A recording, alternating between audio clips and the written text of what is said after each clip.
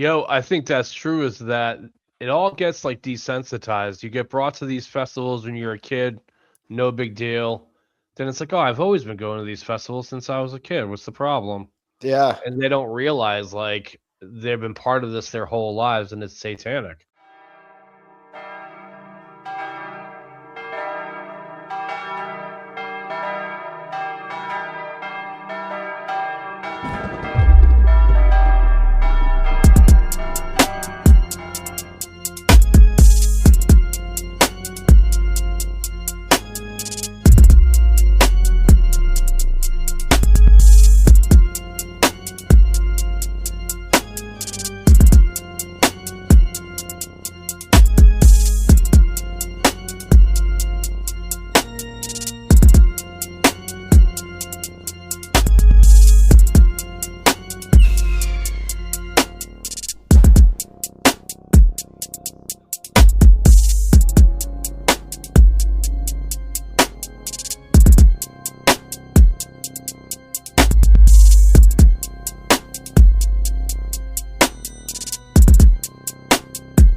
To do with France, and I've told you about this before. You know when they have that annual Lilith festival Yes.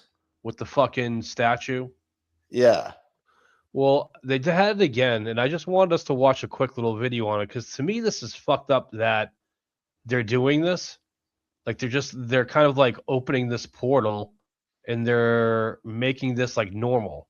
Like if you remember in France, they were the ones who mocked the Last Supper with a bunch of trans people during the opening of the Olympics. Yeah. Yeah. And now they're walking around these huge mechanical statues of the demon Lilith and the demon Moloch, who's known for child sacrifice. And people are just like, oh, wow, this is a fun time at this festival. And they don't realize what they're doing. Sue the driver who crashed. I think that's the problem nowadays is nobody understands that the symbolism like means something, you know? Yeah. Yeah. We talked about before. What the fuck? You've seen these, right? No. I just asked you, do you know about the annual I was Lilith thinking of something festival? else. I was thinking about the Baphomet one. The Baphomet one? Yeah, there's a statue of Baphomet. I think they had a big statue of Baphomet. Well, they have in this one they have Lilith and Moloch Baphomet, the bull, the bull. Oh, okay. So yeah, and then I guess with the first year they did it, the bull caught a bunch of controversy because they were like, "Hey, that's fucking Moloch," and they don't do the bull anymore. Yeah, look at it.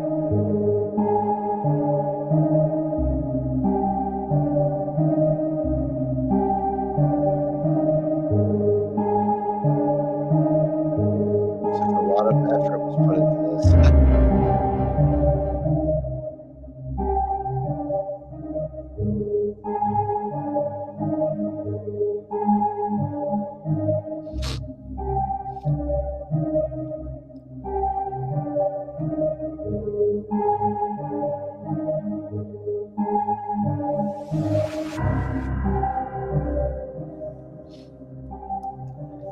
Wow. Lately, it seems like the world is getting stranger and weirder. Recently, a parade in Toulouse, France, brought with it something that many would never expect to see so openly. A spectacle full of esoteric symbolism and demonic figures, something that looked more like a portal opening into darkness. This event, supported even by local authorities, was a real shock for all those who still value sacred symbols and respect for spirituality. Europe, once the birthplace of Christianity, now seems to be embracing something very different, something dark. Let's understand together what is really happening. Desecration of Christian symbols. It seems that we are living in times when the very essence of Christian values is being called into question in a way that is almost unbelievable. Recently, during a parade in France, we saw esoteric figures parade as if they were mocking Christianity. Imagine seeing sacred symbols, those that evoke Because when you think about it, it's like if you guys are gonna drop all this money into this like animatronics and shit, why not do something of like Jesus? Yeah, I know. Like I said, a lot of effort seems to be fucking put into this. Yeah, it's like why who chose the demon Lilith and Moloch? Like Yeah. was Jesus and Moses not part of the fucking faith and hope being transformed into grotesque caricatures, almost like a bad joke. It's not just a question of criticism or artistic freedom, it's something deeper. It's an attack on what is sacred to many. Anyone who witnesses scenes like these cannot avoid the feeling that there is something bigger happening, something that is not simply art. What is at stake here is our own understanding of respect for other people's values. It's not about accepting differences, but rather about the question of how to symbolize them. In that parade, esoteric figures appeared carrying symbols that made a point of inverting the meaning of Christian symbols. A cross, which has always been a sign of redemption and sacrifice, is now being used to represent something dark. This raises important questions. How far does freedom of expression go, and where does deliberate offense begin? What is the heart of those who watch their faith being used as a tool of mockery? The truth is that this is not an isolated event. We are talking about a growing trend in Europe, in which there seems to be a real search for the deconstruction of Christian values. It is scenes like these, repeated frequently, that make people start to question themselves. How far are we willing to passively watch the desecration of what is sacred? It is the attempt to transform what is pure into something corrupt, to give what is sublime a tone of mockery. If we don't pay attention, we will end up normalizing these situations, and the biggest danger is when absurdity becomes commonplace. See that right there? 666. Yeah, Yep. what the fuck? Some people might think, well, it's just a parade, there's nothing wrong with that. Yeah, But this is how the process of trivializing What's that? I was gonna say, like, yeah, a parade of what? Isn't a parade supposed to be to celebrate something, a common value? Yeah, but the weird thing is, people don't think that deep into it. It's like, oh, it's just a parade with the robots. What's Yeah, the I problem? know. Yeah, It's yeah, weird. 666. Nothing weird happening here. Yeah, it's not just a parade. what should be inviolable begins. We start by accepting small things, small misrepresentations, until suddenly the value of that symbol is completely lost. A clear example of this is how, over the years, several symbols have lost their original meaning and become mere decorative props. The cross, the anchor of Christian hope, begins to be seen no longer as an emblem of faith, but as a kind of empty ornament. And it's not just about personal faith, it's about the culture of a civilization that is being disfigured before our eyes. Actions like these at public events have the power to shape perceptions and change the way future generations will see these symbols. Think about it. A child who grows up seeing figures like these at commemorative events will hardly be able to associate these symbols with their true meaning. It's like a process of collective desensitization, and what's most worrying is that this isn't happening by chance. Perhaps this is the true objective, to take away the power that these symbols have, disconnect people from authentic spirituality, and make room for a new order of values. And make no mistake, this is just beginning. What we witnessed in that parade is just the tip of the iceberg, an indication of a transformation that is being silently imposed. And speaking of transformations, have you noticed the cultural changes that are taking place across Europe? It seems that with each passing day, Yeah, the churches that once represented Yeah, some serious cultural changes. yeah, there's been books The heart written of- about it, I'm pretty sure. cities are disappearing. Alarming statistics in Europe, it is no exaggeration to say that Europe is undergoing an unprecedented cultural transformation. Every 30 days, a new historic church closes its doors. These churches, which for centuries were symbols of unity and spirituality, are becoming ruins of the past. Meanwhile, the number of Islamic mosques grows, filling the space previously occupied by Christian temples. This is not only a religious change, but also a cultural one. Each church that closes is a piece of cultural heritage that is lost. And this is not a natural movement, but a transition that seems orchestrated in a way that completely changes the European spiritual landscape. With each church that closes, the feeling is that we are losing part of our history. Europe, which has always been seen as the cradle of Christianity, now finds itself at a time of profound transformation. In many cities, the sound of church bells no longer echoes, replaced by calls to prayer from mosques that rise on the same ground. No shit. The question is not about the presence of Islam, but about the disappearance of Christianity. What is happening is not simply a peaceful coexistence of religions, but rather a true erasure of one of the continent's main expressions of faith. Meet the squirrels with the squirrel's eye view of Scripture. It's the Nice. Dead Sea Squirrels. That's For hilarious. those observing from the outside, The Dead Sea Squirrels. That's pretty fucking clever, I'm not gonna lie.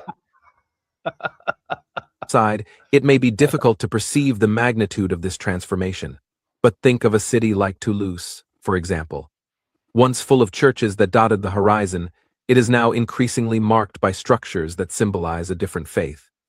This wouldn't be a problem if there wasn't a deliberate deconstruction of Christian values. This change does not happen in isolation. It is accompanied by a wave of secularization and a growing rejection of Christian symbols. It seems that there is an attempt to rewrite Europe's spiritual identity, and it is happening right before our eyes without many realizing it. The change is also visible in people's behavior. That connection with Absolutely. spirituality, which was so common, is becoming rare. Each church that closes represents more than one less building. It represents a meeting point that disappears, an opportunity for reflection and spiritual search that disappears. And while this happens, new spaces with new messages take their place. And it is in this context that we need to ask ourselves, what is being offered in place of Christianity? What is the new message being propagated? Are we moving towards a truly inclusive society, or are we simply exchanging one set of values for another, without even questioning the consequences?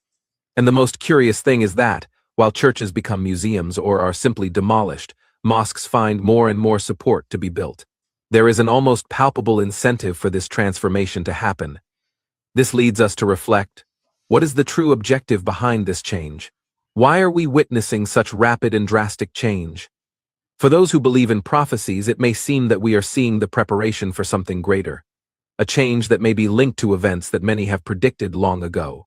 But even for those who don't believe, it's impossible not to notice that something significant is happening. Some say that this is just part of the natural evolution of society, but is that really so? Or are we allowing an important aspect What's that? I said what? To worship Satan? Yeah, the natural evolution is just to worship the devil. Yeah. of our culture to be erased without any resistance? The loss of these churches is a loss for everyone, not just Christians. It is the loss of a rich history, of a tradition that helped shape the values that we still consider important today. And if we don't do something to preserve these symbols, soon there will be nothing left but vague memories of what was once the spiritual soul of Europe. And speaking of symbols and changes, have you heard about what happened in Toulouse recently? An event that left many perplexed. Portal of Darkness in Toulouse? It's not every day that we see events like what recently happened in Toulouse. Imagine an entire city becoming the scene of what many considered a portal opening into darkness. Local authorities, who were supposed to represent order and security for the population, supported an event that clearly featured demonic and esoteric figures, something that goes beyond entertainment. It was as if, for a moment, the city had surrendered to a spectacle of dark symbolism, a celebration of the occult, which left many residents restless and What's that?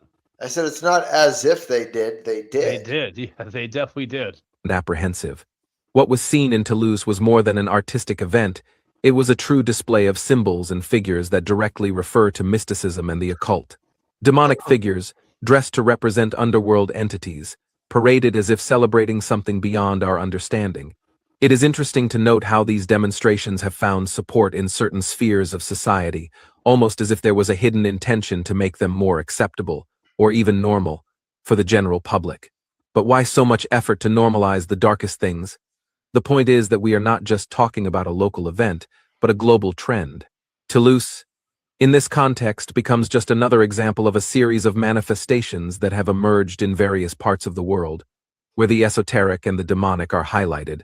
The idea of a portal opening is not just a metaphor. For many, what happened there was the symbolic representation of a transition, of a spiritual change that is underway, something that, for those who are more attentive, may indicate that we are entering a new era, where old values are being replaced by something completely different. And that's where the danger lies. When events like this begin to happen more frequently and become accepted as part of popular culture, we need to get our money up. So then when I was getting my Not own. Oh, hello. Some Asian giving up a series of spiritual and cultural protections that have been built over centuries. For those who believe in the prophecies, it may seem that we are seeing the preparation of the way for the Antichrist, a figure who, according to biblical texts, would come in a time of great confusion and darkness. What happened in Toulouse cannot be seen in isolation, but as part of a large puzzle that is being assembled before our eyes. The support of local authorities for an event like this also raises many questions. To what extent are these authorities aware of what they are encouraging? Do they understand the symbolic weight of these demonstrations? Or are they simply seeing it as another tourist attraction? The problem is that by supporting events that clearly exalt figures and concepts linked to the occult, they are, even if without realizing it, legitimizing something that has the potential to destabilize society's spirituality. And what happens when the spiritual pillars of a community... Pause it real quick. Not realizing it is the worst form of it Mm-hmm. because it just proliferates faster. Mm-hmm. You know, if they were like, "Hey, just so you know, we're all going to worship Satan at 12 o'clock on Saturday. Make sure you show up, bring your family and friends. It's going to be a good time," you know. But instead, it's just like, "Hey, you know, there's some art festival going down, and you know, they got some cool stuff from some local artists. It'll be pretty cool." Exactly. You know. That's exactly what happens. They are shaken. What we saw in Toulouse was a celebration of the darkest things, and that should serve as a warning.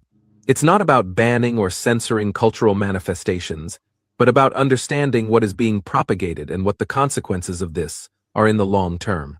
We are at a time when symbols matter, and what we choose to celebrate says a lot about the type of society we are becoming. If we continue on this path, it is possible that events like this will become increasingly common. And what surprises us today may be seen as normal tomorrow. So, have you ever thought about how this could impact the next generations? And it is exactly in this context that the role of the mythological and demonic figures that were displayed with so much emphasis in this event comes into play. Lilith statues. Conclusion, we have reached the end of this dive into the signs of the times, into a Europe facing a profound cultural transformation, and into events like the one in Toulouse that seemed to pave the way for dark forces. What we saw here isn't just about demonic figures or provocative parades. It's about spiritual disconnection, about how values are being challenged and often desecrated.